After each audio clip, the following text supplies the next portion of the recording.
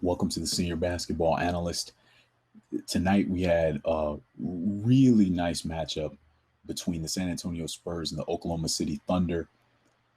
I'm going to give you a stat that to me told the story of the night. Both of these teams are teams in flux in a way. The San Antonio Spurs have brought in, superstar power forward LaMarcus Aldridge. Popovich is trying to work him into a very tight knit group, a very particular system where the ball movement is very crisp.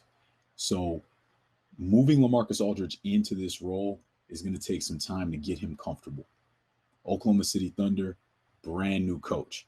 So both of these teams are going through massive adjustments, as well as bringing Durant back into the fold after basically having a team that was all Westbrook all the time under Scott Brooks last season. So Coach Donovan has his work cut out for him there because this team is just like the Spurs. This team is going for a championship, and there's a lot of pressure on them because Kevin Durant is going into a contract year. So with all that said, I'm going to tell you what really told the story of this game with Oklahoma City coming out on top. Russell Westbrook had 33 points, 10 assists, and a couple of steals in almost 37 minutes of play. Tony Parker and Patty Mills combined for 19 points and 5 assists, no steals, in what was a combined 48 minutes of play. So they almost split. They almost split it almost down to the second, split the game time down the middle. Point guard, backup point guard. Russell Westbrook massively outplayed them both, stuck together. That is going to be, if the Spurs do not win a title this year, this is going to be why. Because they have to deal with Stephen Curry. They have to deal with Chris Paul. They have to deal with Mike Conley Jr. They have to deal with Russell Westbrook. You cannot get out of the West without playing two of those point guards. These are all, different levels of all-star to Hall of Fame caliber point guards. You have to deal with them all. You're going to have to deal with two of them, I should say, to get out of the West. You can't go out there and lose that matchup that way. And Tony Parker, the problem with Tony Parker's game is that as his quickness is that blazing quickness that he once had diminishes, it really highlights his poor defensive fundamentals. And he just can't stay in front of his man. It's a real problem. It's a real problem, especially against a guy like Russell Westbrook that is a mad dog. And once he sees, he's already aggressive, but then once he sees that he can put on the gas and bully his way to the basket and you can't really do anything about it, after that, he has that look on his face the whole game like, this is beneath me, but I'm going to wear you out anyway. And his intensity, I was watching an interview with Kobe Bryant talking about him, and it's easy to see why Kobe Bryant likes and respects this guy so much, because the guy is in attack mode all the time. And tonight, he just, reigning scoring champion, just cut through the Spurs like a hot knife through butter. The Spurs, the story really was Kawhi Leonard tonight. Kawhi Leonard, career night, 32 points. Over Kevin Durant, and he really had Durant under control. He held Durant to 6 of 19 from the field, and Durant in a lot of ways looked fine. It was just Kawhi Leonard was just better tonight. He was great. Kawhi Leonard, his timing, he was only credited with 3 steals. But the way he was digging down to the post and digging down and helping on drivers to the basket, he had a really, really fantastic block on Kevin Durant when he wasn't, it was a transition situation, so he got switched off. He had a really great block on Kevin Durant and just erased the shot. This guy, man, the claw, man. This guy, this kid, you know, he may not like the nickname, but it fits. And that logo he's got too on the Jordans, man, is real cool. Or it's just, if you haven't seen it, it's just his hand, but they make a K and then an L out of his hand.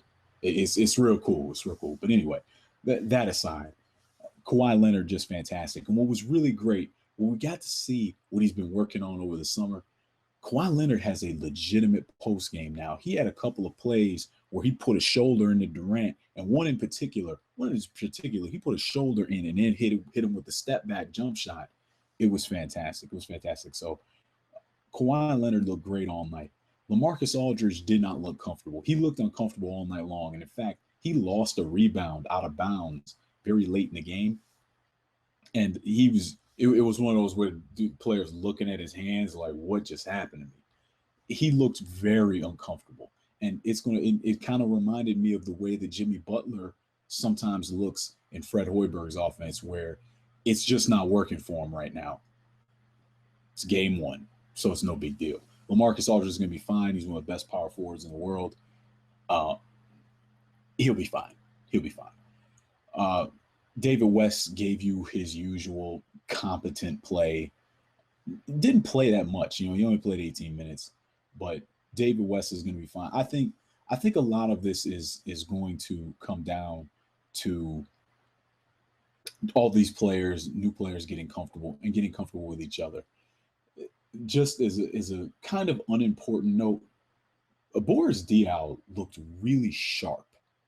He looked out of shape like he always does. He just looked really sharp tonight. He was making some passes. His big to big passing with him. There was a play he got switched off onto DJ Augustine, and when DJ Augustine is in the game, when a player like that is in the game that is a very poor post defender, Greg Popovich is going to expose him. They put him in screen roll situations repeatedly in the same possession to make sure they got a switch. So a couple of times Boris Diaw ended up switched onto him.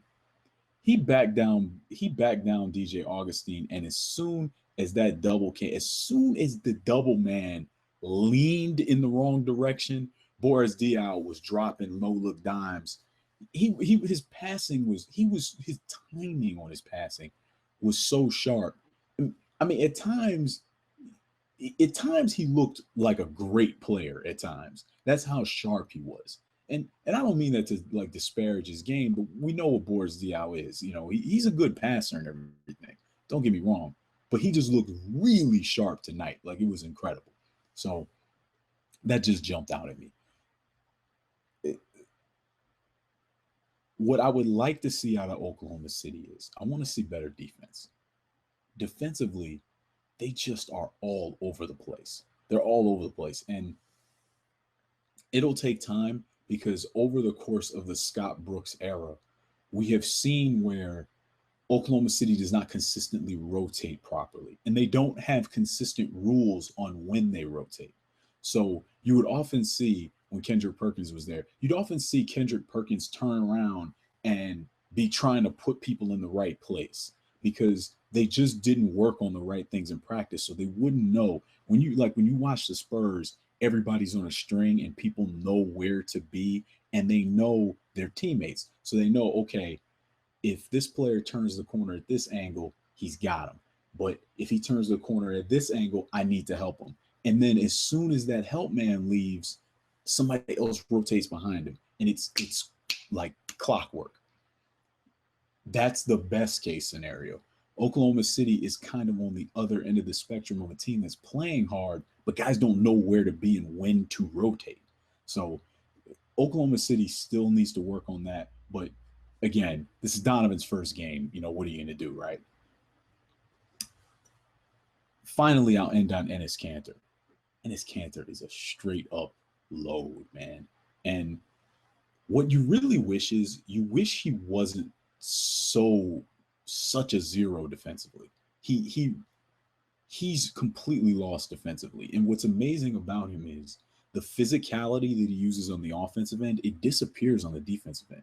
He's not even, because offensively, he's great at using his body, getting a shoulder in the way when he's turning to shoot, a little baby hook, or even on a drop step. He just uses his body really well, and he's so solid. Then on the defensive end, he just gives ground, and it's really it's always interesting to me, these players like that.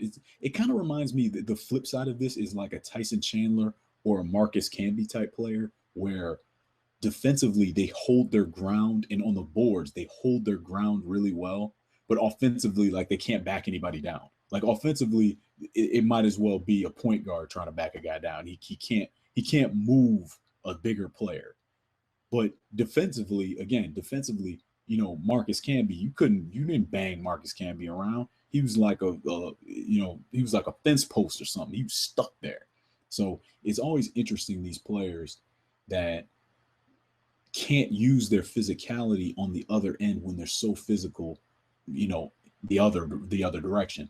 So Enes Kanter is just that guy where he's a very strong rebounder both ways. He's a good offensive and defensive rebounder.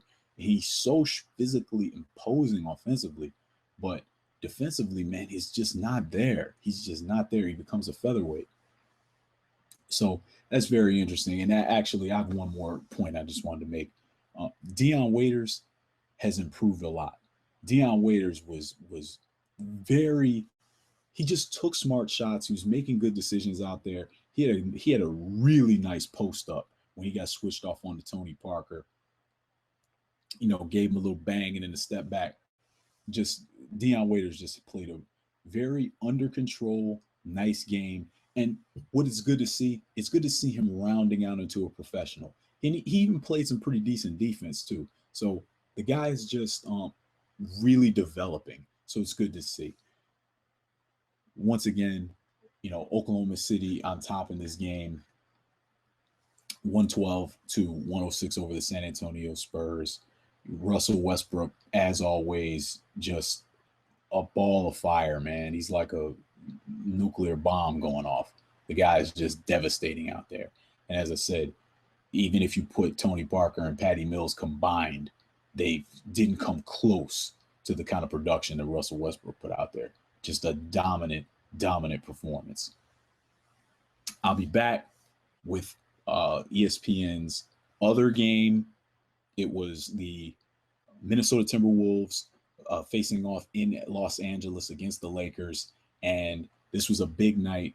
Not only were they paying tribute to Flip Saunders, there were also two historical moments here. One, we had two 20-year veterans, Kobe Bryant in his 20th season, Kevin Garnett in his 21st season, facing off against each other in the starting lineup. That's one. Two, we had the first time the number 1 and number 2 pick faced off against each other in the starting lineup in Karl Anthony Towns and D'Angelo Russell. So we had these two milestones plus the tribute to the just universally loved Flip Saunders.